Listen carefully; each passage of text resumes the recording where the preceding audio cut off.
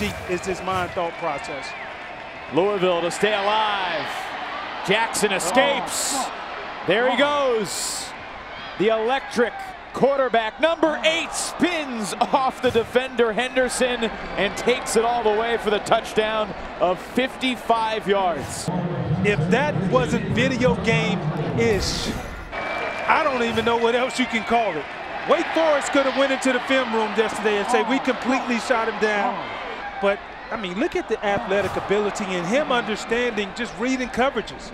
He saw everybody was ran off on the right side of the field. That's the reason why he just tucked it and ran.